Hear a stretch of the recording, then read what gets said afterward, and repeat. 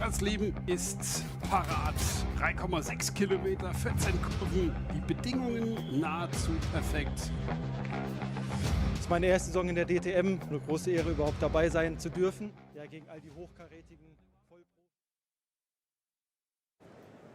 Hey everybody and welcome back on stage of the ADAC SimRacing Expo 2023. Let me shortly welcome our German guests right here in Dortmund. I'll switch back to English in a second. Also, hallo, herzlich willkommen bei der ADAC SimRacing Expo 2023. Ich wollte euch ganz kurz sagen, was jetzt gleich hier auf der Bühne passiert, denn wir haben natürlich das Hauptrennen um 14:30 Uhr hier zu sehen, aber vorher gibt es noch Podcast-Time. Sim Sundays ist angesagt. Okay, und jetzt das Ganze nochmal in Englisch. I'll switch back to English.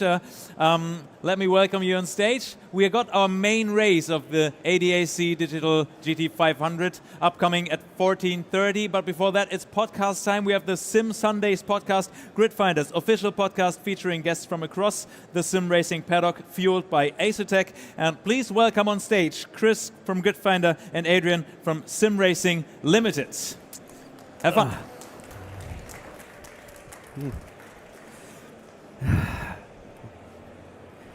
Hello, and welcome to the Sim Sundays podcast. This is a very special episode because we're here at SimRacing Expo 2023, and I get the pleasure of interviewing with me here Adrian from SimRacing Limited, and we want to talk a little bit about sim racing centers and how they've kind of exploded all over the place. So some of you may be a little older like me when, you know, you'd go to the mall or a store or something and you'd be able to play in some arcades, but now we're sim racers and we want to race on the sim in these areas. Adrian, thanks for joining me today. SimRacing Expo, how you liking the environment?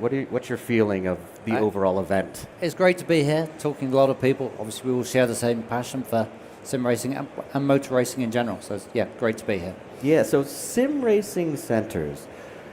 I mean, it's kind of like a dream in my eyes where I'd be able to go somewhere, sit down on a rig, get my racing, and then just have a little bit of fun with some other people that may be interested in the same thing. Can you start us in the beginning and tell us, like, what was the original idea? How did you execute this and make this happen all over the place? Yeah, sure. Okay. Well, so without going all the way back, sure, because we've only got so much time. Like many people here, I've always had a passion for cars and racing, but was very aware that real-world racing is kind of expensive. A little bit. Sounds nice, but it's kind of expensive. So I'd always enjoyed go-karting, playing on the PlayStation. And then it was Should we give that a moment? No, talk over it. 1998, the classic Grand Prix Legends came out. And I became aware that finally there was something that was more like driving a real racing car. Yeah. All right, kind of dated now, 25 years ago, but most people here who are old enough remember that was a game changer. So I got hold of that, spent a lot of time installing it on a PC, getting it working, and within 5 years, I'd started to wonder, having looked at how long it had taken me to install it, configure device drivers, graphic drivers, set up the steering wheel, calibrate it. Sure. I was spending as much time putting it all together as I was actually enjoying the driving. And I wondered if there were other people who, as you just said, would like to just get in and enjoy it. Sit down, throw some laps together, race a buddy, race another random person, but side by side so that you can do a little bit of the trash talking or have a little bit of fun. But a lot of the people in sim racing are tinkerers where, updating drivers, like you say, configuring your wheel, getting everything set up. But there's a huge audience out there, sometimes me included, to be honest with you, that would like to just sit, go, race, jet. Yeah, sure. So, the way I see it, real-world motor racing is expensive in time and in money. Sim racing is not expensive financially. Well, actually, looking at some of the kit around here, it can become so. But compared to real-world motor racing, it's still much lower on the finances, but it still has the time element. What the Sim Racing Centre offers is low financially and low in terms of time investment. Sure. So, and I mean, with console being very, very popular as a gaming platform, PC gaming back in our day, PC gaming back in our day was always a tinkering kind of endeavor. But now with console gaming, there's a lot of people who just want to hit that power button, get off on the road and race and be done with it, right? Yeah, absolutely. So as we touched on earlier, the PlayStation, the Xbox does offer that. You walk up to it, you press the button, and you're racing. Right. And if you ever press that button and you're not racing, you take it back to the shop, you get another one, and you press the button and you're racing. And as we know, PCs, although generally they'll offer a superior experience, you don't just press the button, no. So No, again, not the quite. Sim Racing Center outsources that complexity of configuring it all to people who run the sim racing centers. So So it's still there, but it's owned by someone else. The people who rock up for their stag party, their corporate event, their children's party. It's the simplicity of the console experience, but with the superior driving experience. it even helps some of those people who maybe don't have the expenses available to be able to put a kit together. Don't want to buy a PC, don't want to buy a wheel, don't want to buy a base, don't want to just kind of mess around with all of that extra stuff, or even the space. Like if you live in a small flat or apartment, if you're an American, then you don't have the room for it. These sim racing centers being all over the place is almost like a gift. You've given the gift of racing to people. It's funny you around. say that. It reminds me of a story when. So I built. I played with Grand Prix Legends for 5 years, and at some point along that journey, I thought this could be a business, and I eventually, with my brother, interestingly, 2002. If you search the internet for gaming chassis or steering wheel or pedal, you'd get this big empty page. There was a hyperstimulator. Okay. And a thing called a Momo Red. Obviously, if you search the internet these days, yeah, you are flooded. But back then there was virtually nothing. So having seen how impressive the Grand Prix Legends experience was, my brother and I were forced to make some chassis ourselves. Mm-hmm. We had a brief conversation with Hyperstim, and we said we need to adjust the seats really quickly. And they said, yeah. It's like a minute or so, just get the Allen key or pull the bolts out.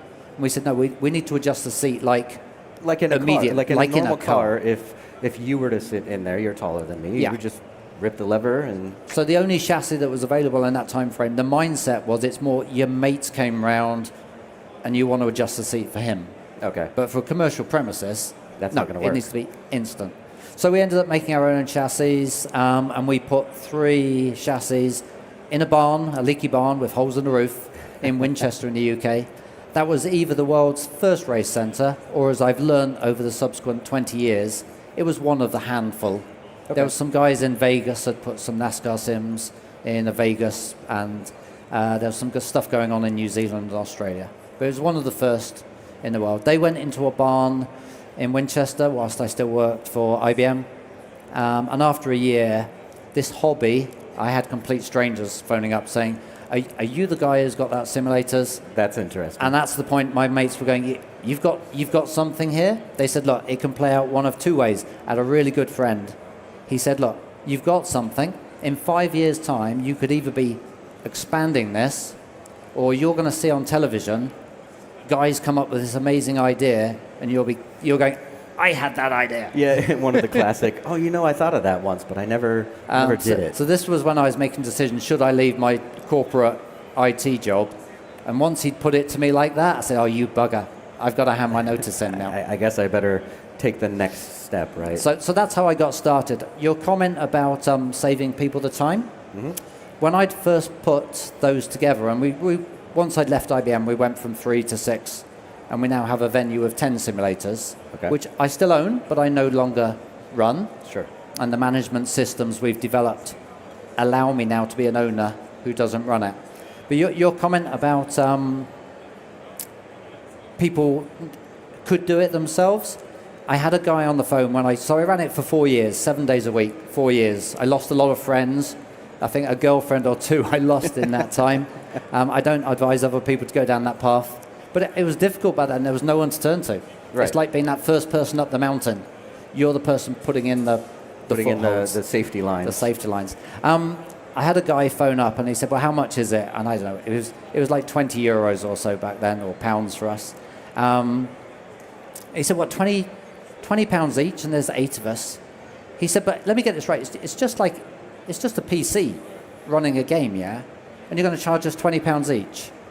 I said, yeah, it's basically a bunch of PCs networked. He said, well, I could do that. So he was trying to book this for his stag party. Okay, so he's... This story's worth exploring. In his trek for just pure entertainment, he all of a sudden in his now head, has he's a going, new you're going to idea. charge me £20 for 2 hours to play a game on a PC. I've got a PC. I could install that. I said, well, aren't there 8 of you? He said, well, yeah. I said, sorry, you're going to get 8 PCs. Let's walk this through, I said, because I had time. I said, let's work this through. You're going to get 8 PCs. You're going to install Grand Prix Legends on all of them. You're going to get a network.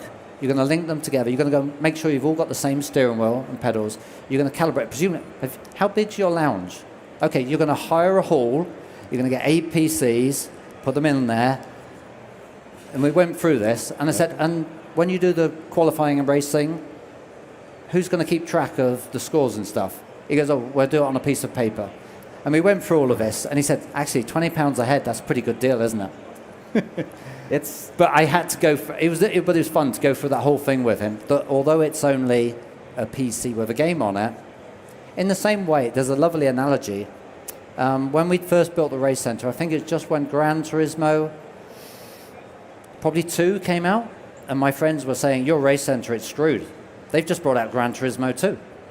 Who's going to want to go to a race centre? And I did panic for a minute, having just handed in my notice on my job. And I realised pubs and bars sell beer. And in the UK, that's about £6-7 a pint these days. You can buy exactly the same product from the local supermarket for £1. Of course. But what a supermarket is selling you is the product. What a pub or a bar is selling is a social entertainment. Well, yeah, because and that's the same with a race centre. While sure you may enjoy yourself a pint or enjoy yourself a race by yourself, it's a lot different when you're in an environment like, let's say, SimRacing Expo, and you're sitting next to the person that's behind you on the track, or you're sitting next to the person that's right in front of you, and you're right on their bumper, and if you tap them, they're going to kind of give you the side eye. It's a completely different experience when you add the social bit. Yeah, when you bump into someone when you're racing together in a virtual space, but sat next to each other in the same physical space, there's a whole different dynamic. It's a lot different. I mean, back to a sim centre being used for a stag party. Which a stag party, if you're not used to that English expression, English, it would be like a bachelor party, bachelorette or bucks party. Or I guess a bucks party. This same guy that I was discussing the £20 a head and isn't it just a game on a PC? He said, well, actually, we wouldn't need to rent a hall. We could do it online. I said, but that's not really a bucks party, is it? All in your bedroom at home, racing online. Yeah, that's just normal. And again, it's back to that analogy of a pub. It's people are prepared to pay more to come together to have a social experience. Like I mentioned in the very beginning of the podcast, we used to have arcades where it was just a collection of all kinds of different games. There was fighting games, there was adventure games, there was some driving games of various types, like off-road where you stood up and had the wheel that spun just continuously. But you go to these social areas just so that you can be around like-minded people and kind of not in your own loneliness at home at times, because it's fun to race, it's fun to game at home, of course. Like, we're all gamers. But when you put that extra element, that's why we all come to SimRacing Expo here, is because you want to be around like-minded people. You want to talk to the other people that love the same exact thing that you do. We like cars, right? So I think we're going to have to wait for this one. This one's a little bit louder than that last one was. But so in your mind, you're building these sim racing centers, and you have the one in your leaky barn house, or your leaky shed. What made you say?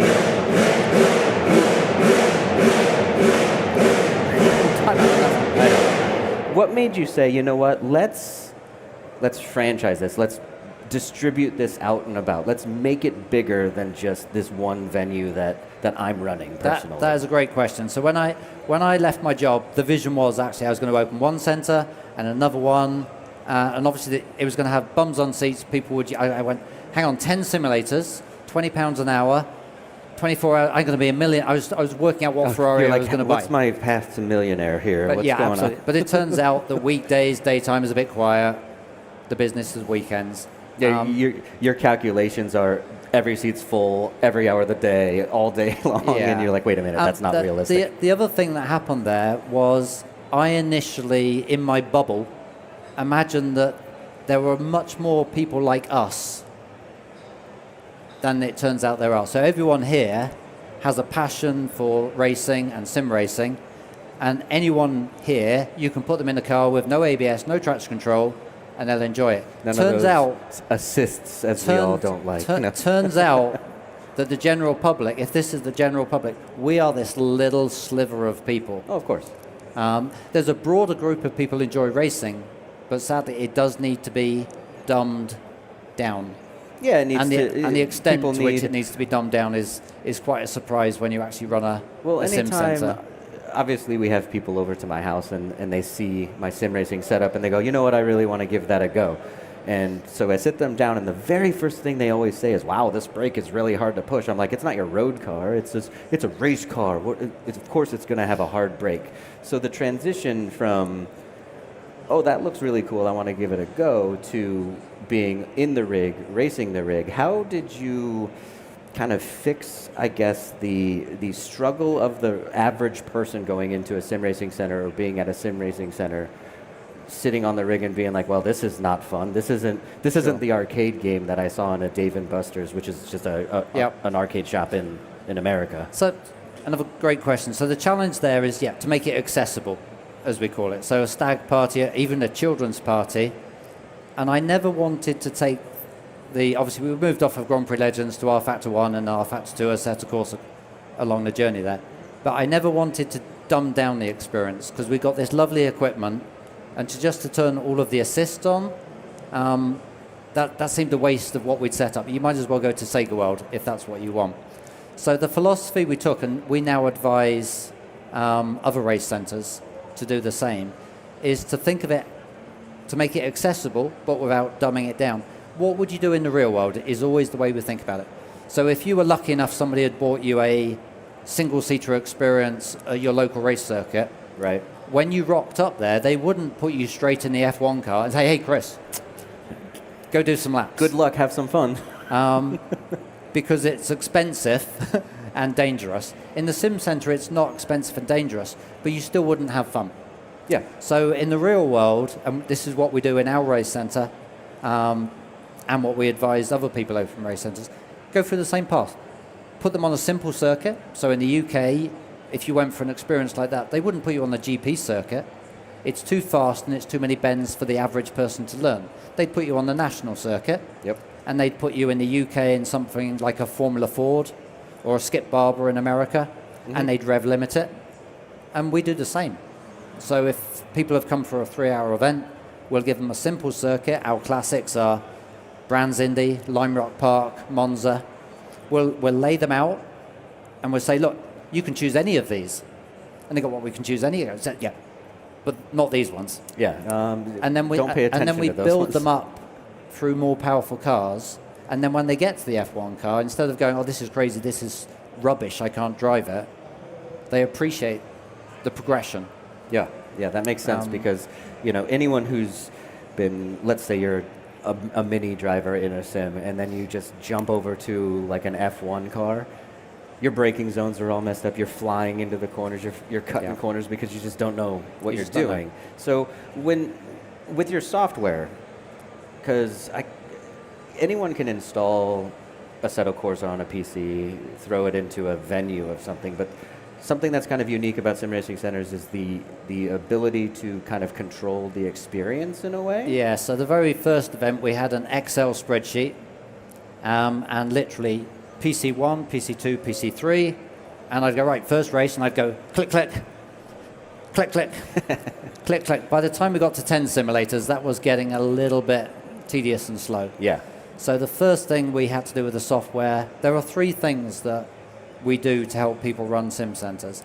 The first is to automate the mundane, repetitive and time-critical tasks. Well, and that helps the attendees as well, because like if I'm sitting there and I finish a race, but you're on Sim 1 going through your Excel sheet going, okay, I got to put this car on this track and do this, and I have to wait for 8 more to finish, I'm like, well, tedious. This is kind of not worth my entry fee for the hourly rate.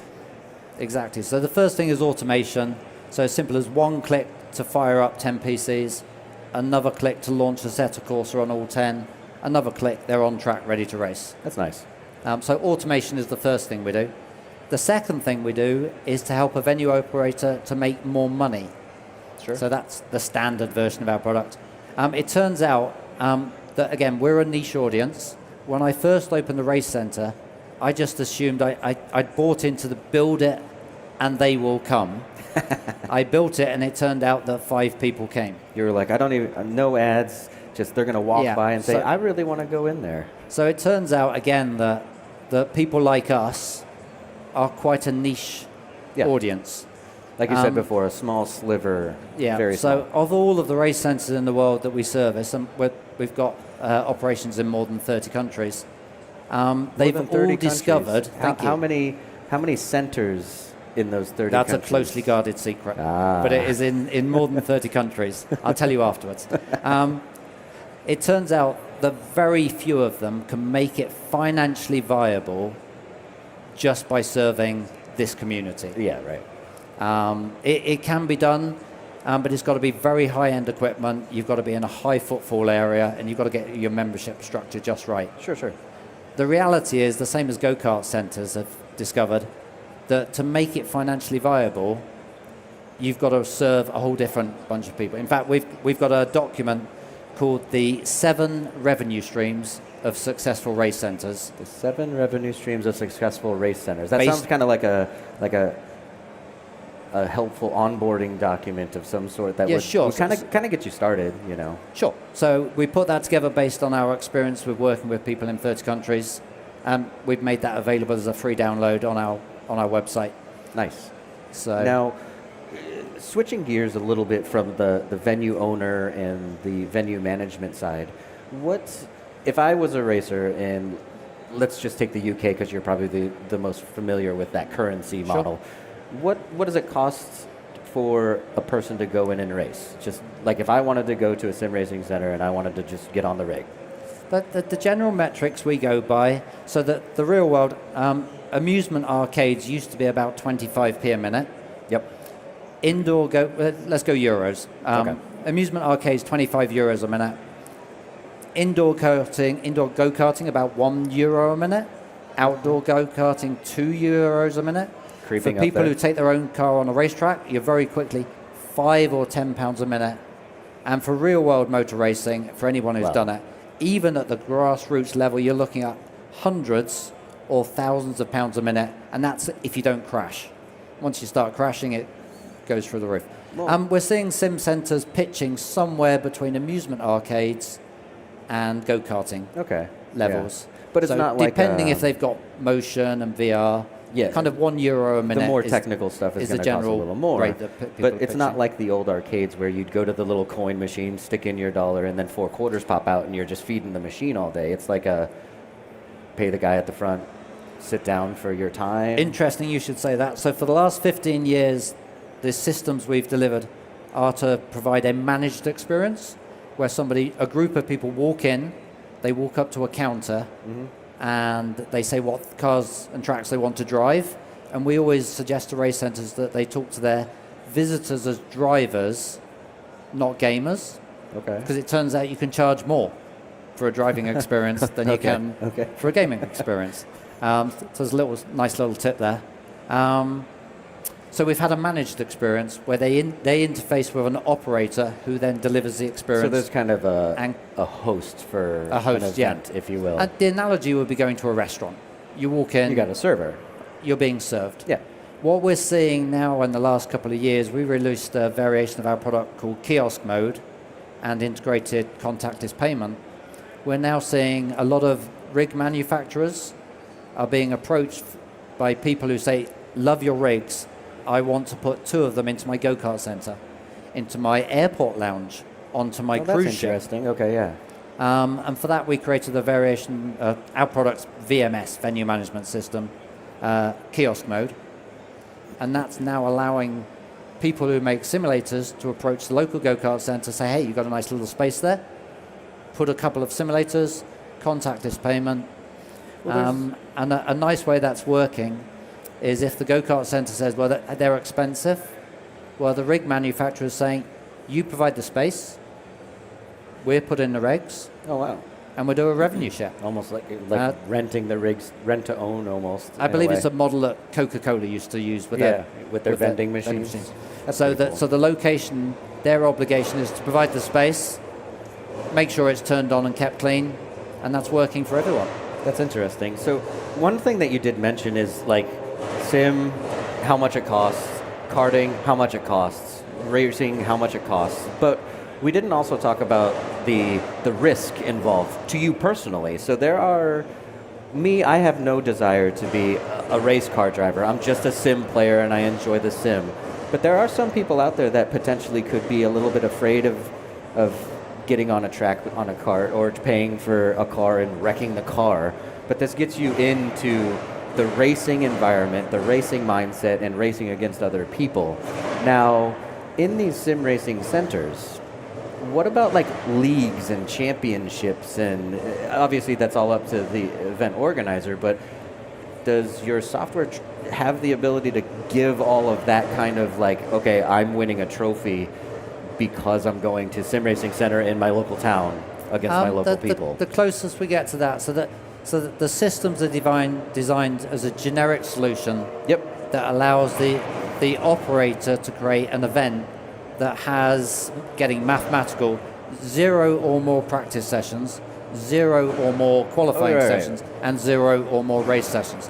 So they can create whatever they want, but we also have the ability, and again, based on feedback from operators around the world, they say, we have a group who come in 1 month, but then they want to come in the next month, like a local bank, and they want to keep track of their progress. So we do have a championship management system that you just daisy chain. You say this event, this event, this event. You just link them together, and then it creates them a leaderboard. Something again that we used to do in my venue with a spreadsheet. And if you ask any of the staff who used to do it, it was like, before you go home tonight, you've got to merge these two events, and this one had 12 drivers, but this one's got 15 drivers, but it's God, they hated it. I happen to know the Grid Finder, you could put your community on Grid there. Finder, I've heard of that, yeah. Right. So switching back to the owner and maybe someone who would want to start a sim racing center, or even just a venue that wants to put some rigs in there so they have a little bit of a different kind of competition. You mentioned that you do have this getting started guide on your website. Yes. What website is that? So we're UK based. We work globally, but it's simracing.co.uk. So anybody who's been touched by this and sees that that's something that they'd like to explore, just go on the website. I think it's the bottom of the main page. Pop in your email address, and the email will come straight to you with that guide on the 7 revenues. That's very cool. We got the loud car started again. But so, if let's say I was to want to start a sim racing center, what do you think the startup time is for that? Like, how long does your onboarding phase normally take? I'll tell you that the longest. It's not typical, but the longest I ever had was a guy in the UK who, between first speaking to me and eventually saying I'm ready for a license key for the software, was 4. Yep, we hear it.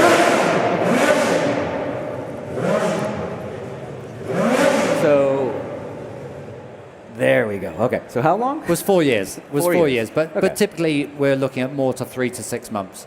But to open a venue, there's a number of steps that have to happen. Somebody first of all has to have the idea. The next bigger step is, well, there's 2 that rank second. It's deciding to leave their job and telling their partner that they're about to do this crazy thing. They rank about the same. And then finding a premises and finding the right location is key. Right. And there's a big decision. Should you go city centre and pay the high rates but get a high footfall, or out of town with lower rates, but then you've got to spend money on marketing to get people there? They both work. Yeah. And we always say when we license our product, it's the product, but we've also got 20 years of experience. And if they don't work, we don't work. So we're always very open with happy to schedule a call to share our expertise on choosing locations, Yeah. layout, and in fact we've got some community pages as well so our users can. Speaking of locations, how discuss would that. someone who wants to go to a sim racing center or book an event or even just race there, how would they find a local location? Do you have like a search on your website It's funny that you shows should all say of that. them? So we're simracing.co.uk, simracing.co.uk, but if you scroll to the bottom, we sponsor a site called racecenters.com. Okay. And on there we list several hundred race centers around the world.